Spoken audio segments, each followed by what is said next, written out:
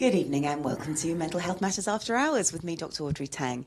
My co-host is Judith Crosier, and today we have got a very special guest. We always have very special guests, but today we're really unpacking how we feel.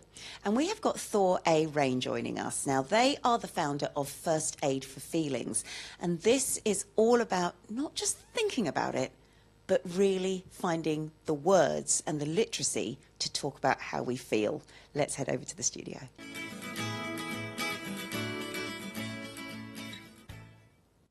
Thor, welcome to the show. It's really lovely to have you here. Thank you for having me. I'm so tickled to be here. Oh, it's great. It's going to be a really, really good chat. Can you tell us about your professional journey and how you have ended up where you are with First Aid for Feelings?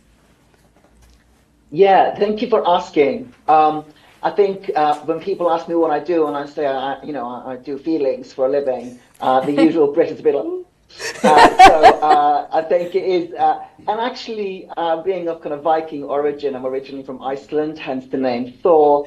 Vikings not particularly well known for talking about their feelings.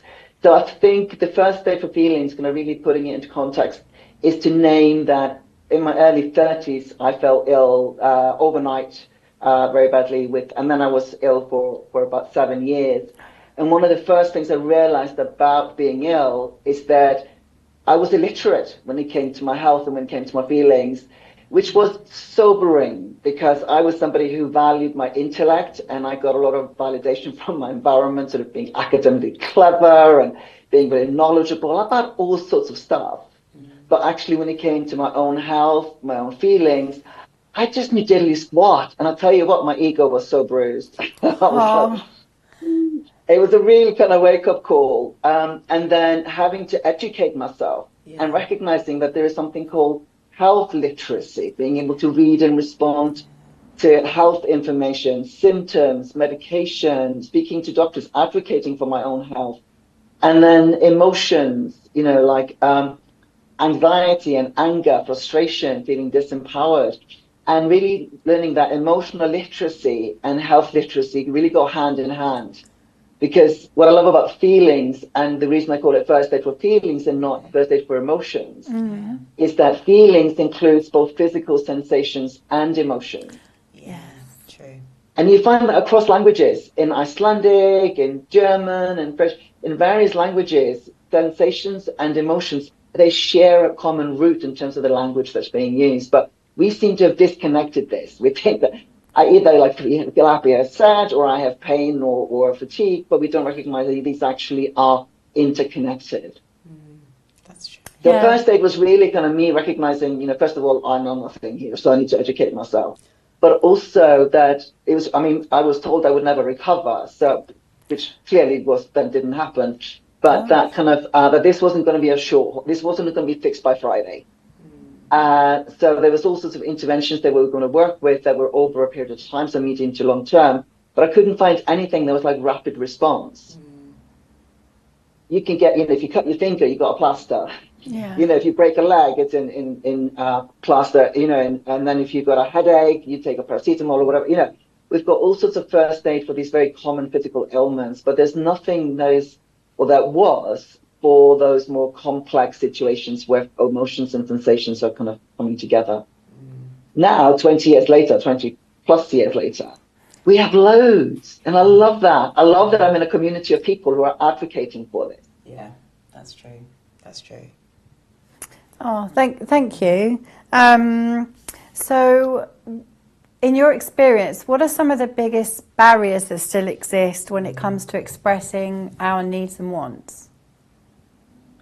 For me, I think the first thing is role models, seeing other people do it. I think as children, we learn from the grown-ups around us and from others. Yeah. And I think we can talk a lot about, I've written a book. I literally wrote the manual, First Aid for Feelings manual. So I think books and podcasts and those kind of cultural products serve a purpose, absolutely. But also sort of human-to-human talking and learning from the people around us as well. So I think this is also why I show up. This is why I speak up. Because people hearing you and I talking about feelings and what we found easy, what we found difficult. people can either relate to that or go, oh, that's so different from me, or that's exactly like me, or maybe it's a little bit like me. We can learn from others, so seeing it role model, I think, really matters. So I'm really grateful for people like you doing these podcasts where we can talk and there's a human voice beneath the message. I think also the other thing is that kind of cultural beliefs. I think because I work internationally, I work with people. I'm a pain and fatigue specialist, so I do all my consultations by video or phone, and I work across, the North America, South America. I've got people I work with in Africa and Europe, even sometimes over there in Australia and New Zealand, and actually recognizing that there are cultural differences, and recognizing that particularly like for people like in the UK, the stiff upper lip is starting to crack, but it's still there. So that there are cultural aspects, I think, particularly here in the UK. I find it's very different from the people I support in the US and Canada. There are different they're more comfortable talking about stuff, so there are other barriers there. But I think in the UK, there's a cultural component here as well. That's interesting. Agree. Yeah, I think that's really important to recognise as well. And I don't know whether this is a cultural thing, but I do notice that a lot of the time, at least in certain clients, they want to know, but they don't want to feel. They just want to know what's wrong. I need to know what's wrong with me, and then I will be able to deal with what's wrong with me. I don't want to process or go through or experience. And so what they do is they go onto Google and they will tell me, this is what's wrong with me. This is my problem. And I do the same thing. I do the same thing. Now, and I get why that's problematic, but it's dangerous as well, isn't it? To just do that and kind of just stick with the brain rather than holistically.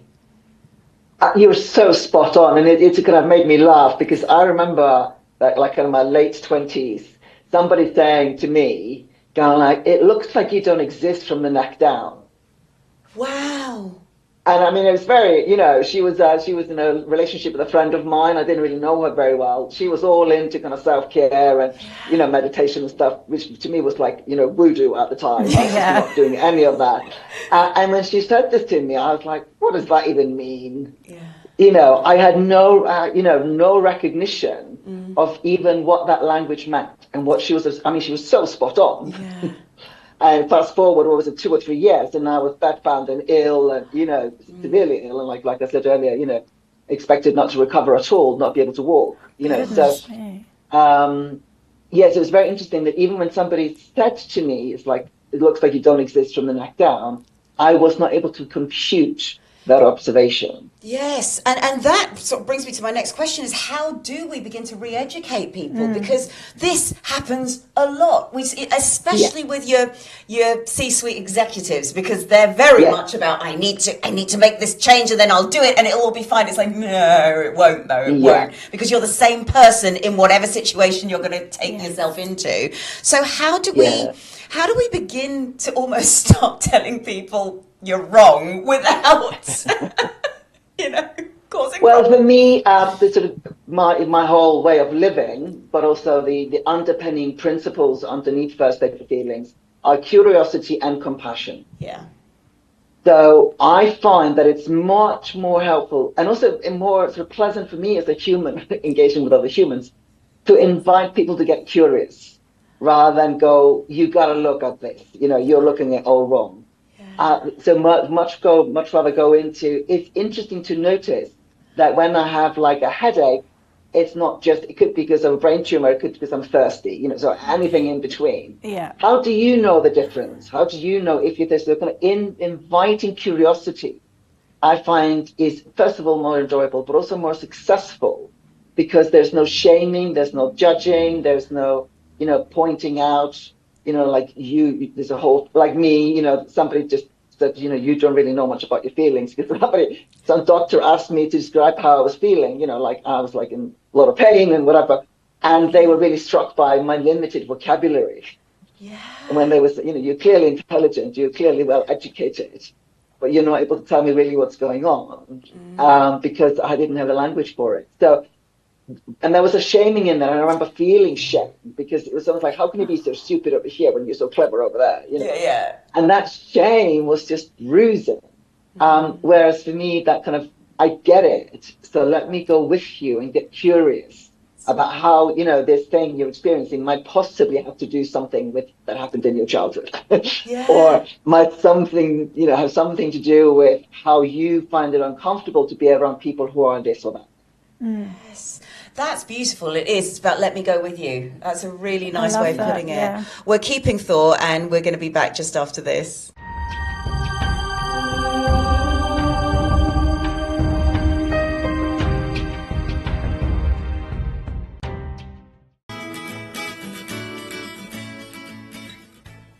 Welcome back to Mental Health Matters. We are talking with Thor A Rain, the founder of First Aid for Feelings, about our feelings. Yeah. Because the whole problem with feelings is a lot of us, we're very academically literate, but have no way of describing what's actually going on in our bodies. And we're trying to cognitively think it through, but we may not have those words.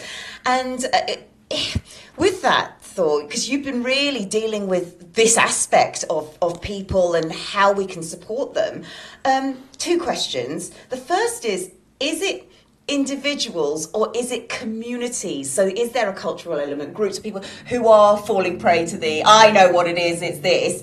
But then related to that, whether it's groups or individuals, if we actually just took the time to get curious, aren't we going to get a better outcome than I know what's wrong with me, I need to do that, and then I'll be better, kind of thing? Yeah, so I think what I'm hearing you ask in terms of that that very thought-based, that very knowledge-based approach, whether that's more, individual or cultural, and I think it's a combination of the two. And I think because I work across different countries, it's very interesting to see, just how strong that approach is, and I find that's particularly strong in the UK. And I also find it more on the east coast of the US rather than the people I'm working with on the mid or west coast. So people on the west coast seem to be more open to, particularly if you go further south on the west coast, with that cliche of LA and California. But there is a cultural element and truth to that people are more willing to look across sort of multidimensional or holistic, whether on the east coast or the Europe, particularly the UK, go into France or Germany or Belgium, where I have people that I support, there is more of like in German, they've got something called a Heil practitioner, which is like a medic who is holistically trained, and they include herbal medicine. So I think being sort of UK based, we don't often recognize just how the culture of the UK informs our health literacy around how we engage with our health. And I worked for a few years in the city of London, and it was very interesting. I mean, this was in the dot-com bubble era, where, your status was dependent on how much alcohol you could consume at lunchtime without falling over, which is a crazy reference to have. And kind of that very macho attitude to kind of, even though my fingernails are bleeding and my hair's falling out, I will show up for work. Which obviously was part of what led me to go completely crash when it came to my health. But that there's a very thought-based approach within the UK culture. I would say it's not just English. I would say it's UK, bringing in the other nations as well. That kind of cultural training to go from the mind first, from the brain first, rather than the body first, which you would get maybe more in France and Germany. So I think we absolutely do have a cultural component here. But then I do see it also in different levels of education. People who have higher education levels can often, interestingly, be more illiterate. Because it's like they're so academically trained that they've got disconnected from their bodies completely. So I do find that there's an interesting kind of divergence when it comes to people's professions and then their well-being. And I certainly see the demographic analysis does show that there's certain conditions like burnout, ME/CFS, fibromyalgia, chronic pain, which is kind of the areas that I work with. Post-traumatic stress disorders, those kind of things, they do show up more in certain professions. And sort of relating to that is my second question about the whole, so you've been diagnosed with CFS, say. The immediate thing that person, or if I was that person, would want to do is, how do I get cured? What's the cure? What's the pill? What do I do to make this better? And that's not going to work. Well, I think that, and that's also where the AI and Dr. Google comes in. You start to having symptoms. And I mean, you do get, I want to mean also, if you've got diabetes, you get cancer diagnosis or whatever, if you start to get some symptoms that scare you, I think basically that's the thing. If you have symptoms or diagnoses that scare you, you will go, I've got to find my way, I've got to think my way through this. Yeah. Whereas if you have symptoms that don't scare you, then you just go, oh, I know it'll either go away or I know how to respond to it. So it's very interesting that it's not just the thoughts and feelings you're experiencing, it's the thoughts and feelings about the thoughts and feelings you're experiencing. It's that second layer that determines whether you go crazy on Dr. Google or whether you are more kind of methodical, steadfast, sturdy, and responding to whatever that symptom is. You see, that's really interesting because that really relates to sort of my recent behaviour. I was diagnosed with GERD, the acid reflux. And because I got these symptoms that were so painful. I'm on tablets now, so it's all's good. But they were so painful. Yeah. Dr. Google straight away because I couldn't get an appointment. But the funny thing was, it was the curiosity that was, and I remember I went in and I thought I've got a hiatal hernia, I've got this sticking out into my chest, I've got all kinds of things. And the doctor said to me, "What do you think's wrong with you?" And actually, that question, when I said, "Oh well, I think from Google it says this, that, and the other," the doctor just went, "Okay, we'll give you some tests." He wasn't shaming me or judging me, and then well done, which was lovely. And it turns out tests were all fine, all clear. He put me on a tablet, and I'm fine. But good, I get it. It's a really good example. But also, what's interesting with Dr. Google and also these AI models. So I'm going to bring that a little bit. Like ChatGPT or Llama from Meta platform. Whether it's Dr. Google or any kind of Dr.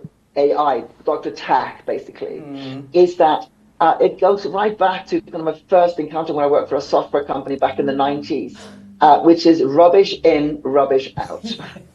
It's like if you input information in, as people who are not medically trained, we may put in not the key aspects of the symptom. So we just put in this, and that. And of course, the technology, because technology isn't human, and the technology responds to what has been put in. It then gives us a very skewed picture, which is why, research, particularly coming out of Oxford or other research, are showing that people are putting in a very small portion of the clinical, what's called the clinical picture, the clinical, the actual symptoms that are showing up. They don't mention like key component, and therefore, of course, the response that the technology Dr. Tang comes back with is very skewed. So you end up with point. Like you've got protruding hernia, or you've got whatever it is, or you've got cancer, and it's it's all terrible. You've only put in. So I think of that rubbish in, rubbish out, which is the good old programmer language from the 90s. Is still valid. It really and that kind of is. recognizing that comes back to that literacy question. Do you know how to read and respond? Do you know how to distinguish between different sensations? Do you know how to distinguish between different emotions?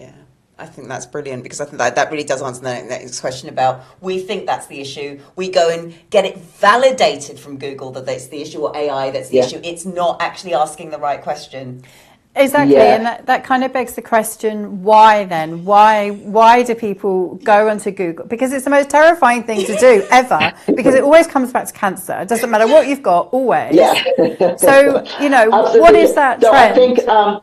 I think for that one, first of all, fear and pain are great motivators. They are so uncomfortable. When we are in pain, it is so uncomfortable. When we are afraid, it's so uncomfortable. It drives action. Which, of course, is the original purpose. If we go back to kind of cave people time, that is the point of adrenaline. Adrenaline is to drive action. So when we are in pain, when we are afraid, adrenaline is going off the scale. So we are so uncomfortable, we can't sit still. We have to do something. So, and then we go to the kind of, because the doctors it's difficult to get appointments, or, their waiting lists or whatever. So we go to this very instant resource that's readily available, and we input whatever we are able to put in, depending on a literacy that we have in terms of reading and responding to feelings. But then also we get that blinker, that tunnel vision that comes with adrenaline, that comes with the fight, flight, or freeze response. which makes us then chase what is called the silver bullet approach. We want to find the thing that's going to fix and solve how terrible I'm feeling in this moment. And I said to you before, the metaphor or the reference I always bring is, I think it's called Scratch, the character from Ice Age that chases the acorn. And the movie starts basically, the squirrel is chasing the acorn, and then just mayhem follows because he will ignore everything in the pursuit of the acorn, in the pursuit of the silver bullet. And I think one of the reasons why that movie and that the franchise have been so popular is because of that character. And I agree. It's so human. It's so us. I remember I used to do this. I'm sure you've got the similar experience. It's just such a human thing to do. Yeah. Well, I mean, in this thing, if I hadn't gone, because I went private in the end, I'm lucky I can afford to do that. But had I not done that, I would have got myself diagnosed and then gone a completely wrong way, chasing my acorn to go and get all the other cures that Google told me to get. Yeah. Completely wrong diagnosis because I put something stupid in. Exactly. Well, so people are spending so much money on supplements, and often when I start working with people, the first thing we do is just go through the supplement list. And obviously, my knowledge goes up to this level, so I'm not a specialist. So when it goes outside of my knowledge base, when it comes to nutrition and supplementation, I will refer to a colleague who has got more technical training. But we go through that, and generally what we do is just clear out lots of stuff because people are spending lots of money on very expensive pee. So, and this is all that, and it's a balancing act between agency, being in the driving seat of your own health, being able to say, I know how to care for my body. I can bring in supplementation to support what I'm doing. Like the thing at the moment seems to be creatine. People are using creatine for everything. Yes. And needs to be used with caution. It's great when it's used appropriately, but can be really unhelpful when it's used disproportionately or inappropriately. Yes, I've So seen that kind of how do we help empower ourselves with personal agency, but also put in some guardrails so we don't do stupid things. Yes, very good point. Absolutely.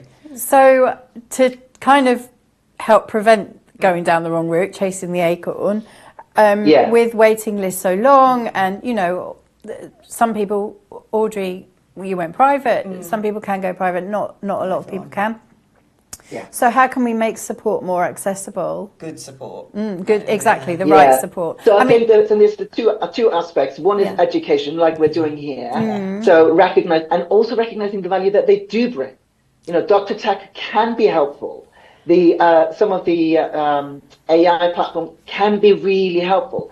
So, like for example, I went sailing this summer on the Norfolk Broads. Really great. We had some bad weather. We were bringing the boat onto the moorings. I fell between the mooring and the boats, and I cracked 3 ribs. Oh my word! Managed to get myself out, and so I was fine, but I cracked 3 ribs. So obviously, I do health for a living. So I was like, okay, how do I care for this?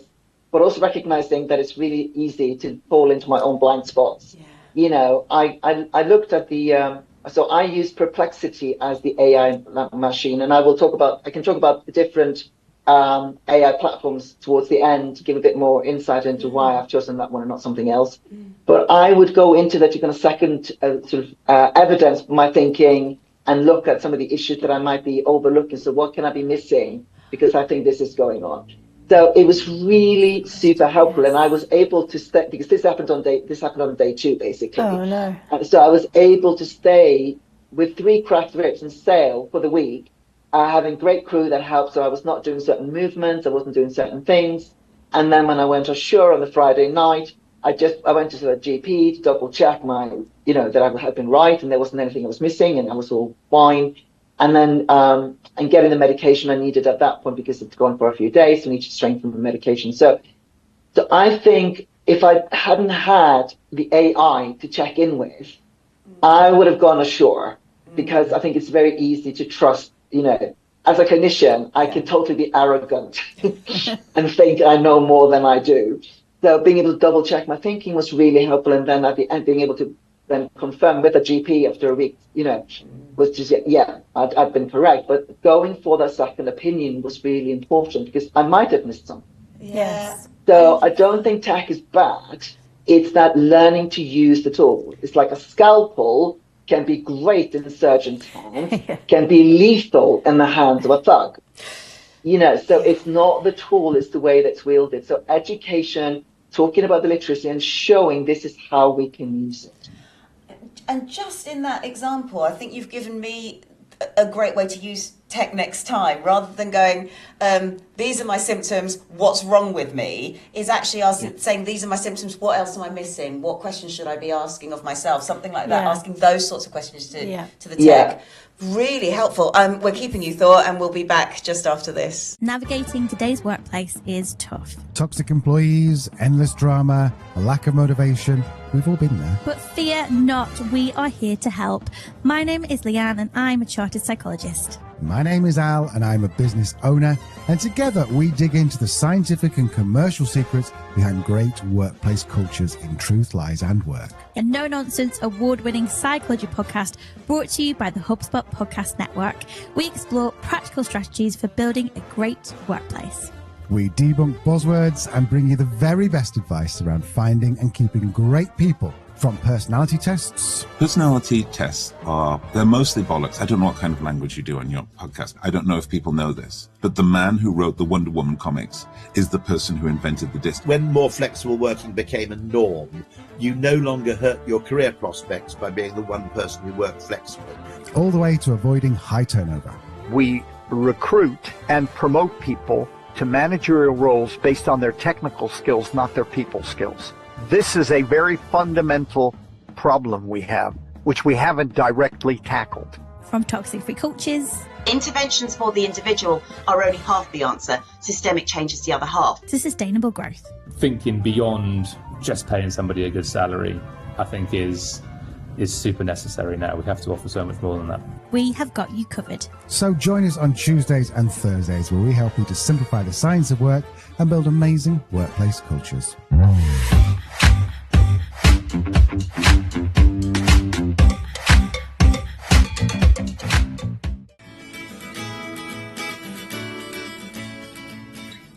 Welcome back to Mental Health Matters After Hours. We are talking with Thor A Rain, the founder of First Aid for Feelings. We're talking about emotional and feelings literacy because emotions and feelings are very, very linked. And also we've been talking about the Dr. Tech, the Google and TikTok and all of those places that we might look for information, which may not be giving us accurate information, but that can be a lot to do with the questions we're asking it as well. And if you've just tuned in, please go back to this conversation because it's really, really interesting. And there are some very simple ways that we can make those changes to not necessarily get the silver bullet. We don't want to do that, but to ask the right questions to learn more about ourselves and what we actually need. And on that note, Thor, your blog has excellent pieces of information on there on all sorts of wellbeing topics. And what I love about this blog, it's got useful, researched, helpful tools. We're not talking the stuff that influencers, that my problem with the influencer is that they're there to sell a product. And so they will focus only on that product. But one of the biggest things I recognize from your website is to always ask, is it helpful? And you've even got mugs with, is it helpful on there? And I love that. A, why is that one of the best questions to ask? And B, what happens when we go, it's not helpful, but I'm going to do it anyway? Yeah. So when I was in recovery, so I had ME/CFS, fibromyalgia, and I was also recovering from post-traumatic stress disorder at the time. So it was a complex package I was kind of working through. And this was in the early 2000s. There's a lot of the positive brigade was just starting. There's a lot about being positive all the time. And I felt myself falling short of that. I mean, now we know about toxic positivity. I mean, that's been in the language for quite a few years now. But back in the day, that was not part of the language. And positivity was the new silver bullet. And it's just affirmations. If you just say, I'm healthy, I would recover by Tuesday. And I was finding it's just, I can't do that. First of all, it doesn't feel true. It doesn't relate to my experience. But also I was like, well, it's not all doom and gloom either, so it's not all negativity. So I ended up with this question, is it helpful for me? Because I think one of my kind of traits that I now really understand is that I need things to be practical. Yeah. I can go really deep into spiritual matters. I can go really deep into some research paper about enzymes. But at the end of the day, I want to bring it back down to what am I having for dinner? How do I brush my teeth? How do I speak to myself and other people? How do I care for my pain? Those very how-to questions is where I kind of want to end up with. So the is it helpful question just seemed to be the one that I kept going back to, because it invites curiosity. It doesn't shame me or judge me. And also that kind of question that sometimes, I remember at one point being really suicidal. So this is kind of going a bit, I don't know if there's a trigger warning on the episode. And for some people that might be difficult. But, post-traumatic or PTSD, there's been some tough stuff going. So there was a situation where I got activated and I was really actively suicidal. And in that context, I didn't have any resources that I could lean into in that moment. I knew I would have some later, but in that moment, I didn't have any.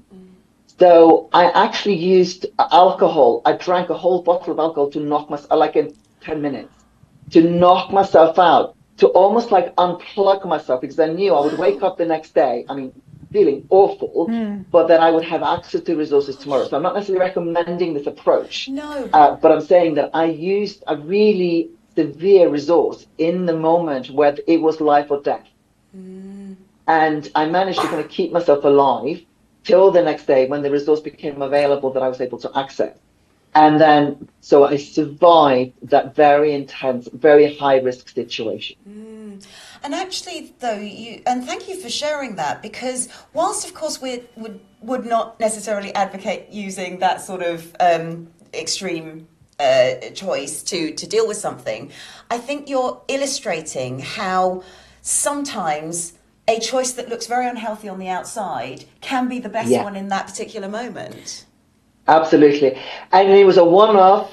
I tend to not normally drink, and at that time I was practically just living on carrot juice, and I was just so healthy in my diet at the time because I was so ill. So my diet was great. I was looking after supplements and movement because I was so ill. I was like high performing on all the good stuff, but this situation had arose that was felt outside of my control at the time. So this was the only thing that I had available. So it wasn't something that I used ever again or ever before. So I think that kind of showing, first of all, that sometimes something that looks bad on the outside actually is helpful. But also then we know when we're kind of BSing ourselves. Yeah. We know it's like maybe, having chocolate is a good idea in that moment. That's a bit of comfort eating. But we know that eating the whole bar maybe not helpful. Or so indulging in something, like retail therapy, sometimes buying things to help us can be really helpful. And then we've got loads in our basket, or we're doing it for the third time this week, possibly not so helpful. And the thing is, as far as I'm clocking about 8,000 clinical hours, so I've spent a bit of time talking to people. Of course, yeah. As far as I can tell, we all have this part that knows. Yeah. We may not listen to it, but it knows. But it does know, yeah. And we need to start listening. It's just tipped into unhelpful.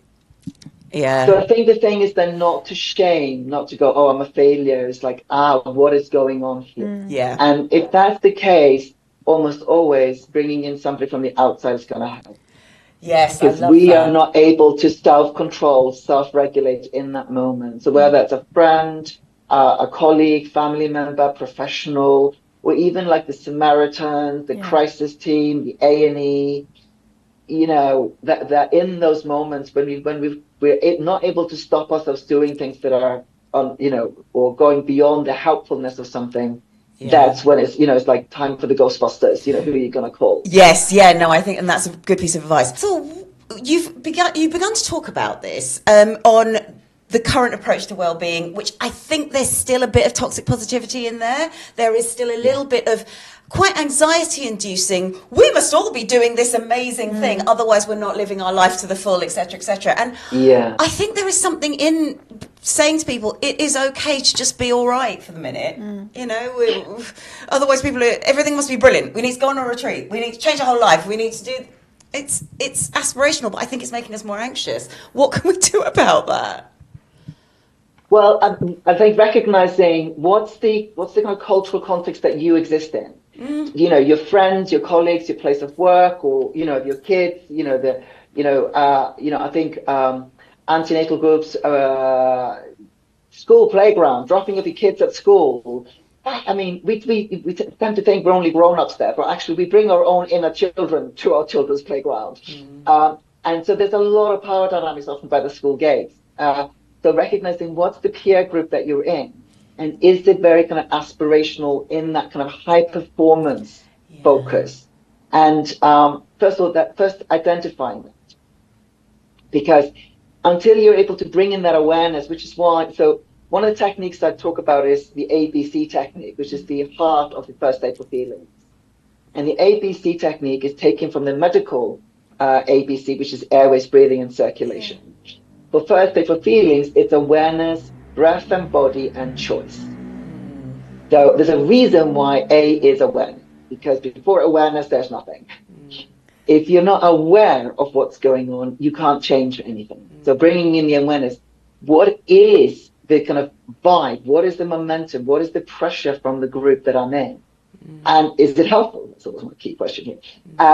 So I think that kind of recognizing when we are in those communities or in those pockets of people, and then how does it make me feel about myself? Does it make me feel good about myself, or does it make me feel bad about myself? I think let's just start there.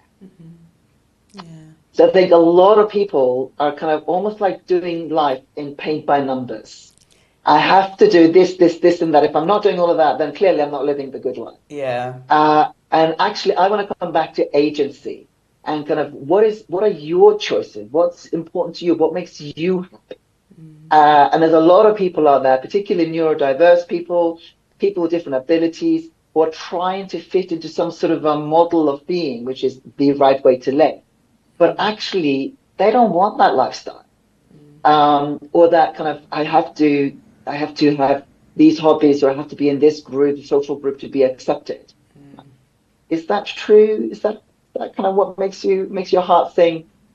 And I think we're very much influenced by the American dream of pursuit of happiness. And I think it's not pursuit of contentment. It's not pursuit of feeling at ease. It's not pursuit of going to sleep feeling good. It's that happiness is that high octane feeling. And I don't know about you, but for me, that's kind of, I love it when it happens. But that's not the thing that makes me happy. That's not the thing that gives me a sense of connectedness and interbeing with other people, that gives me that sense of deep, profound joy.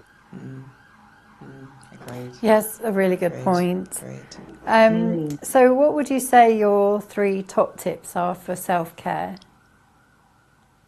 So first of all, it's like what helps you. Yeah. So listen to other people, take their tips, but then check in with yourself and go, what helps me? For some people, like baths are just not my thing. If you Google self-care, it's all bath and bath bombs and bath milk. I'm like, I do not do baths. It just doesn't make me happy at all. And there are lots of reasons for that, which I won't go into. But, whereas for other people, that's wonderful.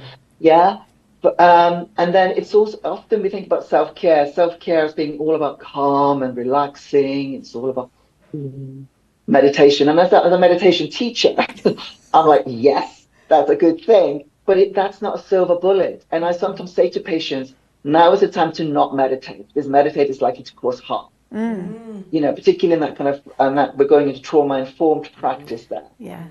So do you. So find what are the things that support you to feel better. Not to feel best, not to feel great, but to feel better. So I think for me, that's often the key. Recognizing also sometimes self-care is something that is about action.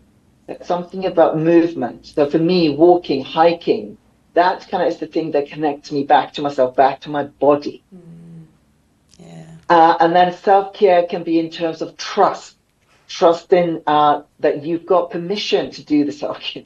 You've got permission to prioritize yourself. So I go across these 3 kind of aspects, and they all come back to here, come back to me, come back to that personal agency. And that's where I would go, rather than saying, I think you need to do this, this, and that. Yeah. And if we have time at the end of today, I'd like to bring in some tech stuff that can be helpful. But Yes. the tech is useless if we're not using it from a place of genuine personal agency. I'm in the driving seat type self-care. Yes. That makes so much sense to make it personal to you, because you could give 3 top tips what works for you and it wouldn't work for me or Audrey. So thank you. And it comes back to that question, is it helpful? So I'm like, check with other people, ask the question, get some advice, but then test drive it, do some experiments. And I have to maybe do more than one, because sometimes it doesn't work on first try. But do the experiments, see, and then your body or some parts of you will let you know, oh, yes, let's do more of that. Or like, we are not doing that ever again. Yes, and it's okay. And that's okay. Just because it worked for Jane or John, marvelous. But if it doesn't work for you, it's like, that's fair enough, sweetheart. Yeah. Or maybe if it used to work for you and doesn't anymore, that's Also still okay. Yeah. Absolutely. First aid, like regular first aid, has a sell-by date and use-by date. There were things that were in my first aid kit for feelings that are just like, they don't work anymore. They just serve their purpose. Yes. Yeah. Amazing. Thank you so much. Where can we learn more about you? So it's best to go on the firstaidforfeelings.com. Okay. So that's the main website. I'm also a teacher on Insight Timer, which is actually now the top performing app for meditation. And there's meditation, there's courses and workshops and things on that app. And on there are free recordings for various types of meditations, as well as paid for courses and subscriptions where you can learn First Aid for Feelings on a 10-day course where you get like 15-minute teaching every day. Oh, lovely. And then, of course, there's the First Aid for Feelings manual, which is the book, which I haven't actually got with me, but you can buy it on the website or you can buy it with any good booksellers. We'll have those links in the show notes. Thor, it's been great chatting with you. We are going to keep you for Test the Trend, where I think you're going to be sharing some of your AI tools. So we'll head over to Test the Trend.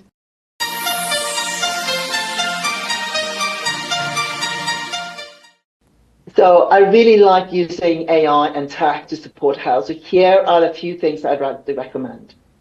So first of all, if you're looking at Google or AI tools like ChatGPT or Llama from the Meta platform, I would really encourage you to look at the settings, the privacy settings, because those platforms, they are vulnerable to being hacked, or people can find out your personal information if you are asking these platforms questions that include any personal references.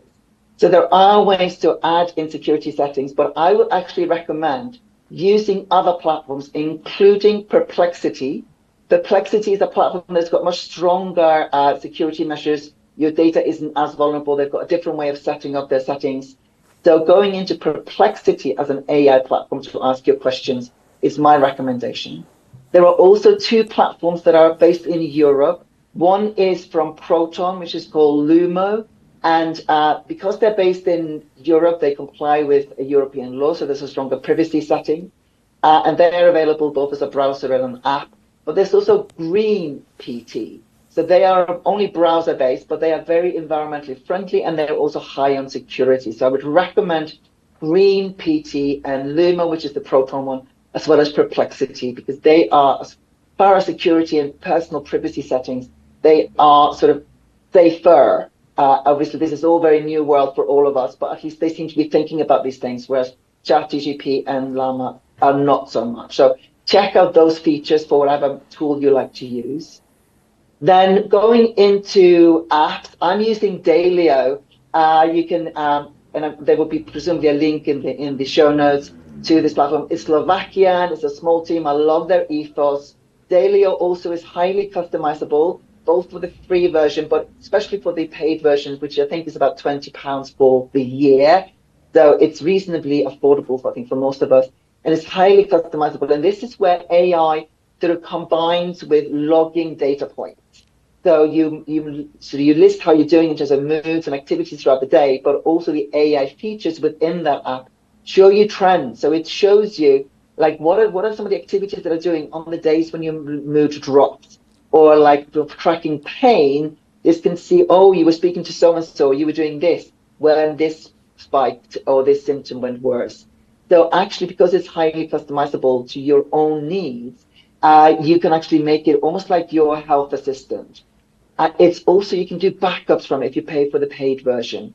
So that's also about being able to track and own your data in case the platform goes down. Because, you know, if we give all our information into a platform and then they go bust and we haven't got a backup for ourselves, we've lost all that information. So I would say for any kind of tracker, habit tracker, health tracker, check some of those factors, the security features, the backup features or export features are really, and that it's customizable to you. So, so I would really encourage you to do that. And then finally, I want to talk about wearable tech. So Visible is an app that a lot of people use that I support in the chronic fatigue, chronic pain community. You've got armband or you've got something on your wrist, I think, as well. So they track lots of things that you can then look at and then steer your activity, steer your energy use, depending on what the wearable tech is giving you. There's also Aura, which I'm curious about. I haven't used it myself yet, but I'm looking at it and the reviews and some of the science behind it. It's basically a smart ring. There's a few of those around now, a smart ring. Some of them are not very reliable. They're not very consistent in the data tracking.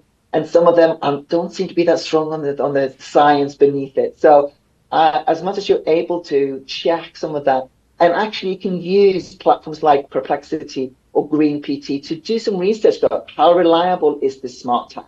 What are the issues with this particular brand? So you're getting that kind of informed consumer choice. So I hope that's been helpful. I hope you can use some of these. I find technology is super helpful with the people I support, as well as my own practice. But it's that kind of using it in a smart way, rather than just using it sort of because other people are using it, or using it because that's what the tech offers. Make the tech work for you and bring in that curious, but also kind of critical, kind of, informed consumer choice to make the choices that you are making.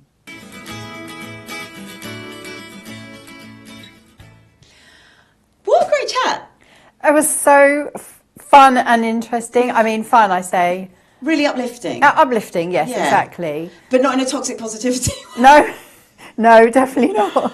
Definitely not. I think that is a real problem at the moment. And I know Thor was saying that it was a problem earlier. It was a worse problem earlier when everyone was into affirmations, the weird affirmations. Yes. And I'm a strong, confident woman type affirmations. Yeah. But I think that still exists. I think there's still an undertone of whenever an influencer posts something, do this and your life will be brilliant. And it makes people much more anxious. Well, yes, because human nature is you just compare yourself to people that you see. And if there is a kind of a false positive front from everyone, then what message does that give everyone? And life isn't like that. Yeah. And I think Thor gave some really helpful counters to that. And the first being to ask, is it helpful for me? Does this work for me? Exactly. And that's what I really love. That's what came out a lot from what Thor was saying, was everything has to be tailored to you. It's pointless. It might work for someone else, but it's pointless doing it if it doesn't work for you. So try. And if it doesn't work, then don't do it again. Yeah, exactly. And then the other point for me was the AI point, is what are you asking AI to do? And if we're just asking AI to validate what we think, of course it's going to validate what we think. But if we're asking AI to double check what we think, very different question. That's so interesting because that might change the way that you and I and viewers Google symptoms in the future. I mean, I've stopped doing it because I find it really scary. But what do you do if you can't get a doctor's appointment or whatever? So I completely get why people do it, and I used to do it. So just be mindful that you might be going down a rabbit hole and it might be the wrong rabbit hole, you know, you might be asking the wrong questions. Can I say something else as well about, I think it's such a good point. I mean, First Aid for Feelings kind of says everything that it is, and I really get that when Thor was talking about he drank a lot of alcohol to kind of get him to the next morning, well, I think that it's almost like a holding activity, and that's why I think this First Aid for Feelings is so brilliant, because some people literally don't know what to do in that moment. They don't know how they're going to get to the next 5 minutes or the next morning or the next week. So it's so important. It's about recognising they are working on not always what's the most healthy thing we can be doing, but actually what's the next right thing that we can be doing. And I think sometimes going for something very unhealthy because it's just going to do whatever you need it to do, that might be the thing that works. Yeah, exactly. And we can't condemn people for that, because survival is actually the key thing. Yes, I suppose the equivalent is somebody who just stays in bed with a duvet over them for 5 days.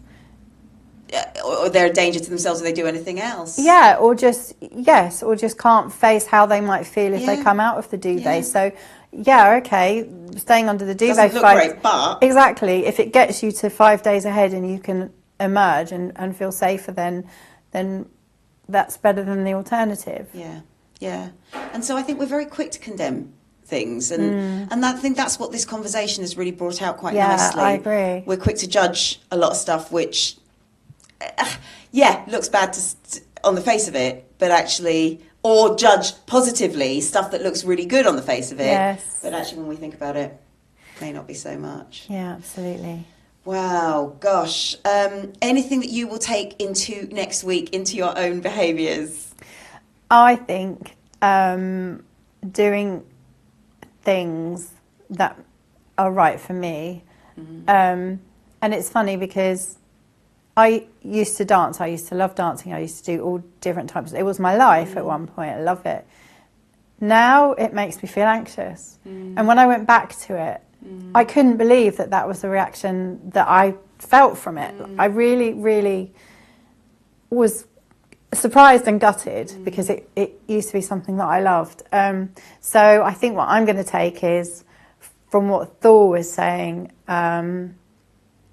if it doesn't work, try something else. And don't judge yourself. There's no shame in it. There's no judgment in it. Just do whatever makes you feel and good. Things may not work for you anymore. Yeah, exactly. That's okay. Yeah, because we change as people, and I think that's really important.